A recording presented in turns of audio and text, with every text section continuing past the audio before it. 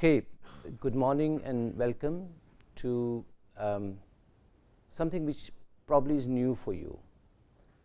I'm going to speaking about international news. News, as you all know, is an extremely important part of political communication. In the lecture, I'm going to be focusing on global news. So I'm not going to talk about national news. I'm going to be talking about international news. Who provides international news?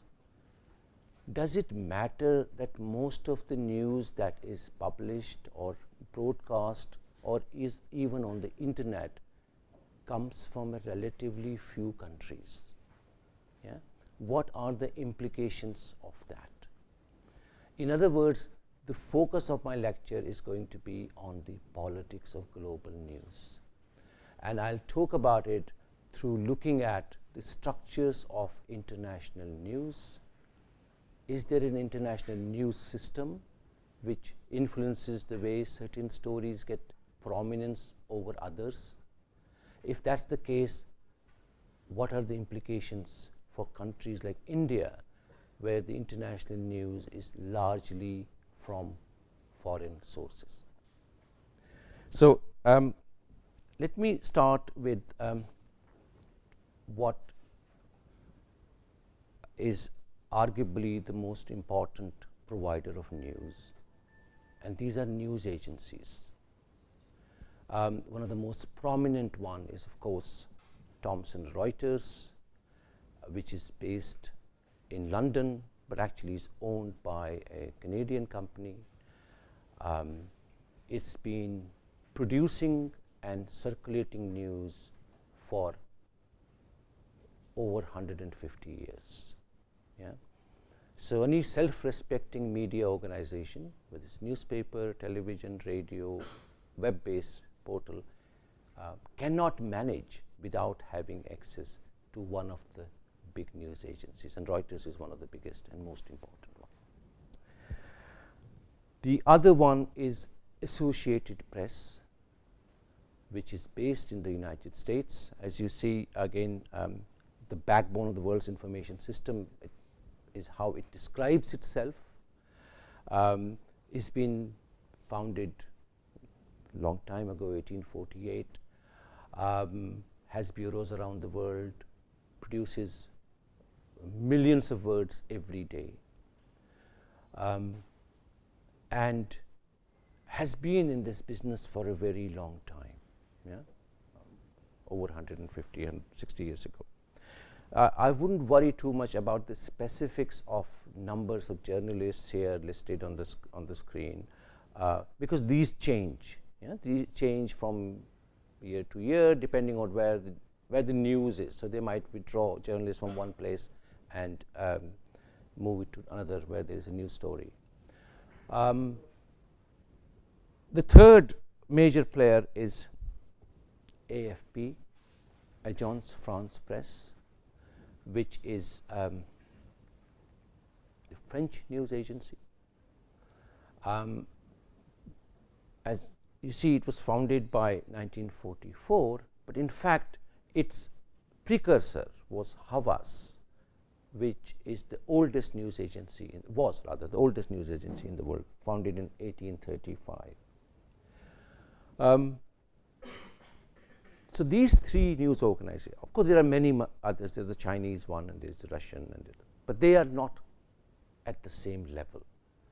Globally, the basic information about international news is provided by these three news agencies, and they've been doing it for a very long time. So they have developed a particular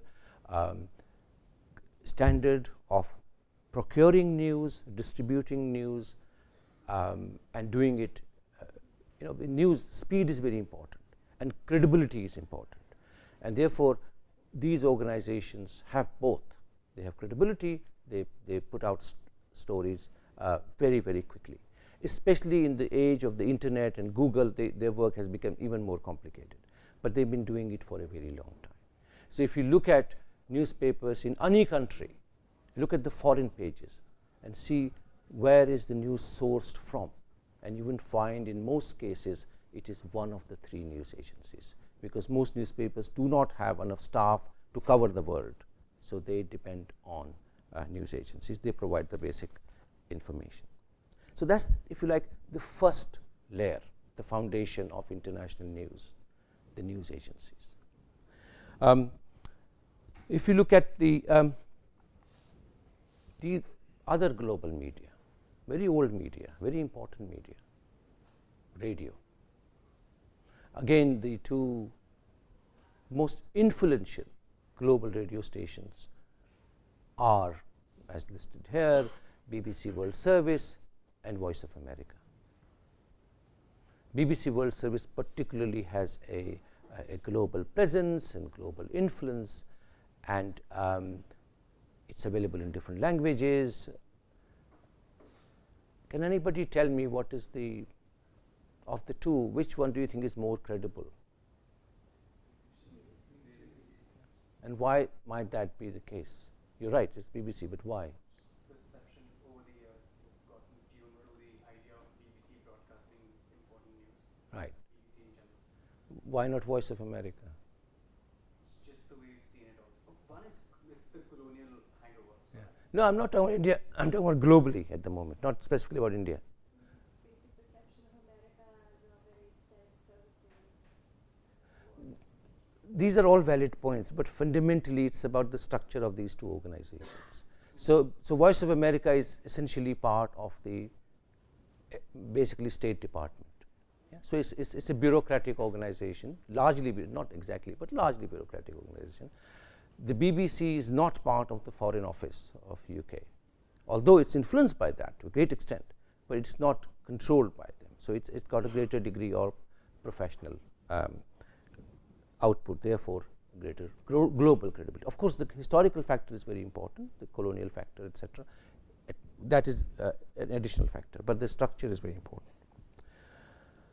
Let's look at another medium,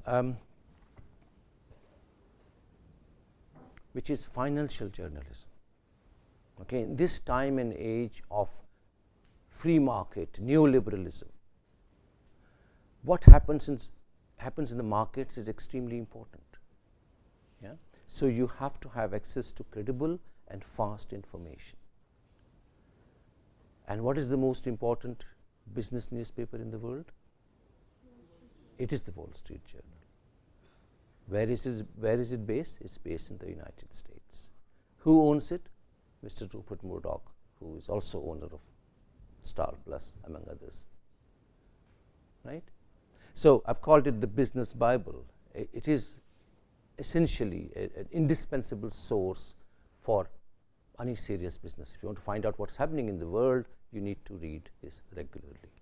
And as you see, it also has regional editions dealing with specific economies, regional economies, trends, etc.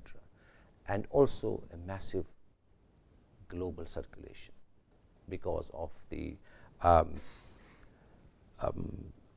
kind of economies we are living in, interconnected, globalized, free market economies. So what happens in one part of the world has a direct impact, almost instant impact. So information becomes very important. Financial information becomes particularly important. If you look at another genre, which is news magazines, again the most prominent player, even today in 2016, is an American magazine called, as you all probably know, Time magazine. If you are on the cover page of Time magazine, that means you've made it. Yeah? In fact, there are stories about who is the man of the year by Time magazine. Right? Rest of the media in the world write about it. So is its influence. Again, it's been around for a very long time. 1923, when it was established, it was the first news magazine in the world. And again, it has different editions catering to different audiences around the world. But it remains essentially an American magazine.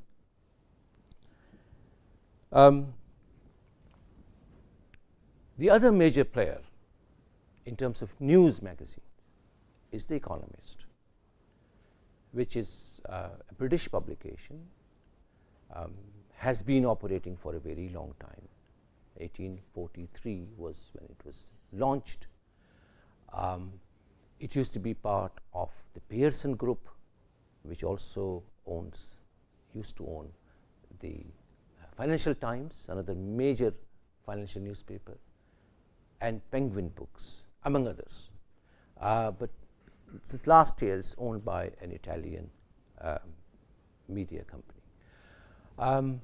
So we looked at news agencies, we looked at radio, we looked at news magazines. Is there a pattern emerging in this? Who are these organizations? Where are they based?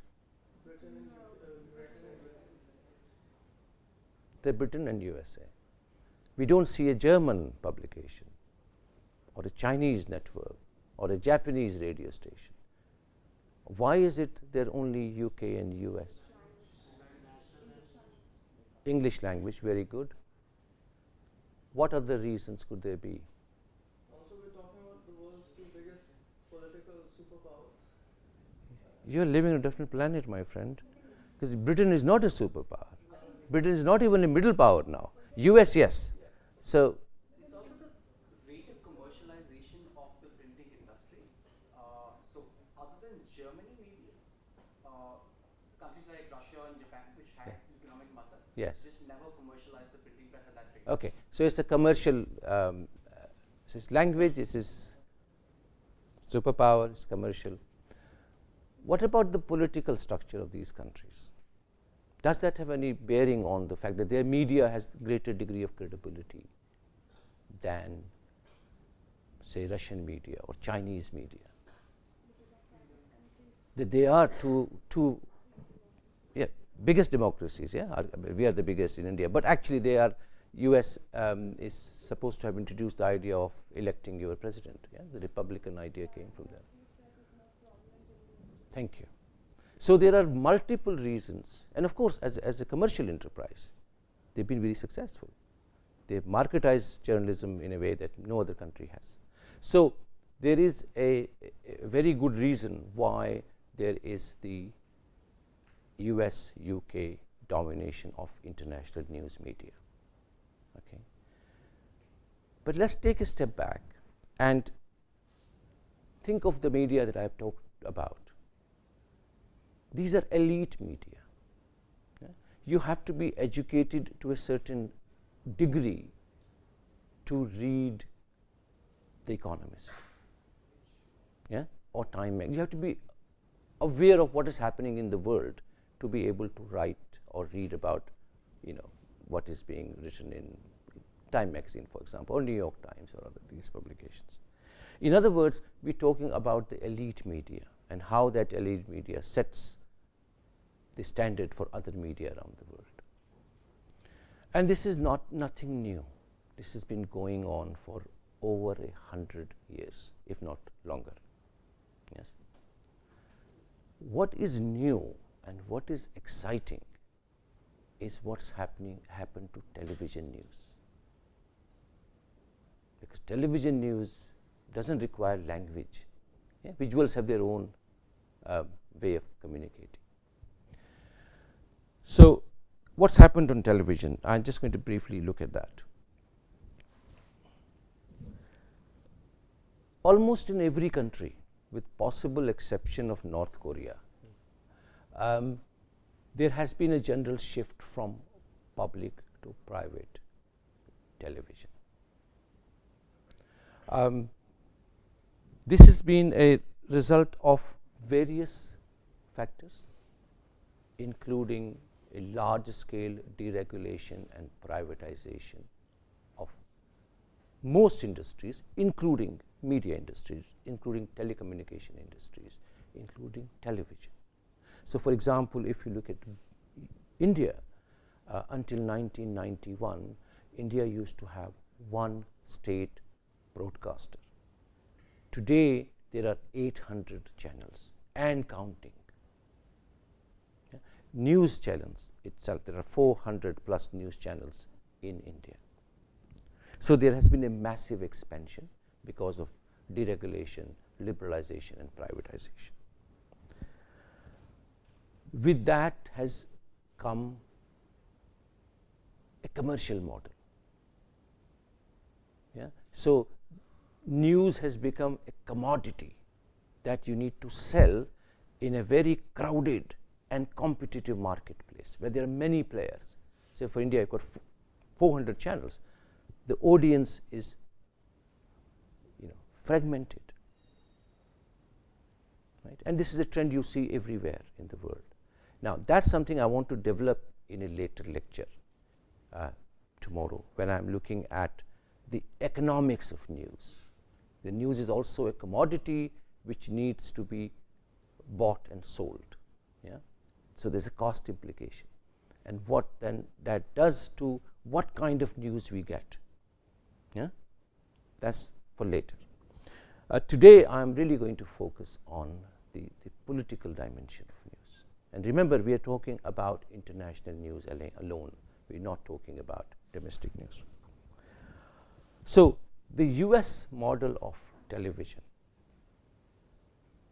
which is very different, say, from the state model, like India has had Doordarshan, which was a public broadcaster, and its primary audience was the citizen of India. It wasn't the consumer. Yes? Or in Europe, there's a very strong tradition of what is called the public service broadcasting. So BBC would be an example of that, where the broadcaster is not actually in the world of making money. So even today in 2016, the BBC does not have any advertising on it, on its radio programs, on television, and on its website. The domestic BBC I'm talking about, not the international one. The international one does have ads. So this American model, which from its very beginning was based on a commercial idea, that you have both radio and television, that you have to sell it, you have to make it marketable and make it sustainable in a busy marketplace. That model has been adopted or adapted across the globe, and this has meant inevitably a ratings battle, because that translates into advertising revenue, and that's fundamental for a media organization to survive. They need advertising money. Again, that's something I will elaborate in more detail tomorrow. So television has become global, because of these changes, deregulation, privatization, technological shift. We have digital television, we have online television. So things have really transformed. As a result, what has also happened is one can legitimately speak of a global TV. TV was traditionally a national media, very national media. Like telephones were very national institutions. You didn't want foreigners to listen on what is being discussed on your private conversation. Today we very openly talk to WhatsApp, which is owned by Facebook, right? Later lecture, come on that later. But let's move on to continue with television. So if there is a global television, there also must be a global audience. If there isn't one, you create one. So if you think of global events, Rio is happening at the moment. There's a global audience for that.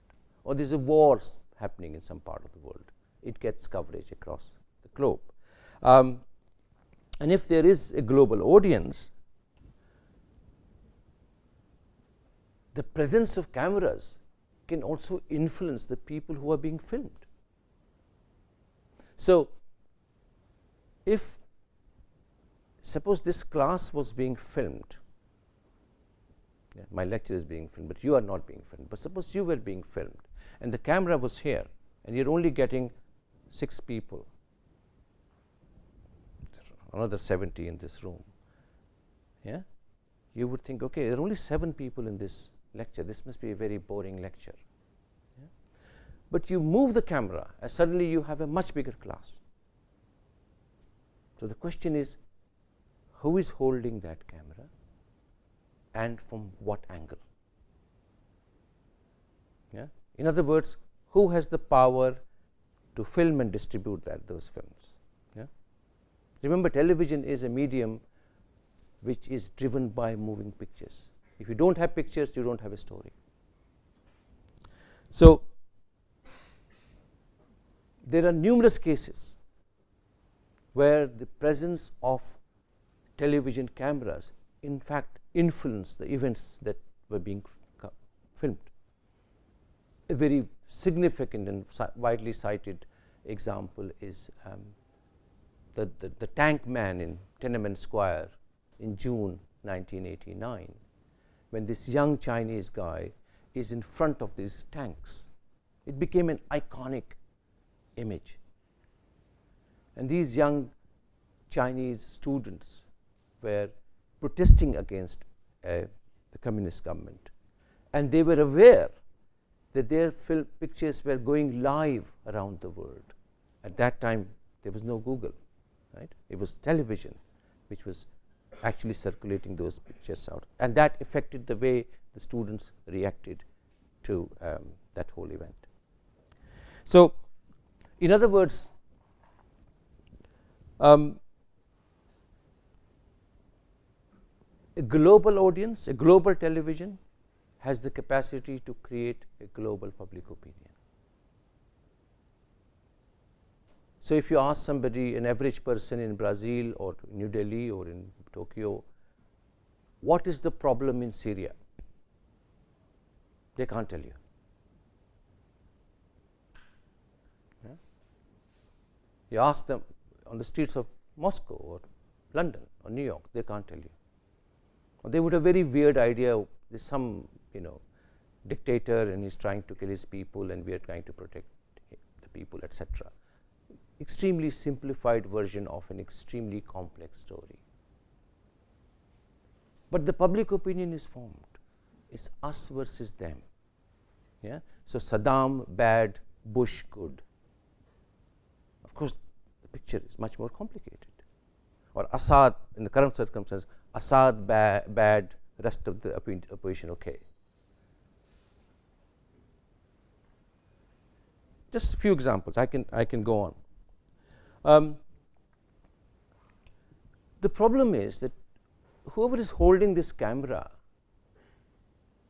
in other words, whoever is framing the story, has the capacity, or often it happens without even realizing it, that the boundaries between the social reality and the mediated one is very small, short, and it's actually blurring. So the example I gave you about this classroom can be replicated in many, many other places.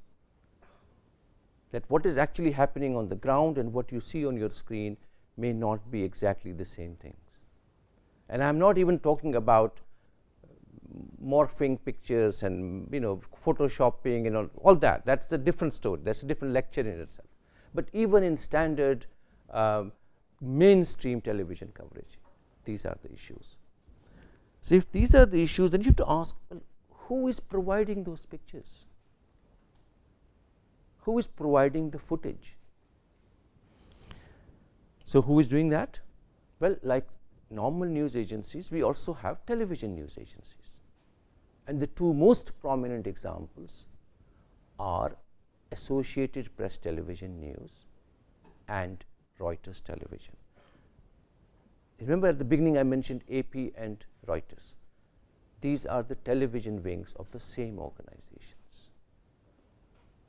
Okay, and again they are all over the world, they have subscribers, they have etc. etc. Now what they do is they provide you both raw footage, and then you can use your own voiceover, because there are different languages, different kinds of media. They might just use 30 seconds from your footage, yeah, because like in India, foreign coverage is abysmally low in private channels particularly. So, you could use the direct footage, or you could just use your own words on the footage that you receive. Then you have the 24/7 news channels, which provide you 24/7 news coverage around the world, and the most prominent, of course, is CNN, because it was the agency which actually started the whole idea of 24/7 news, and now this is a global phenomenon.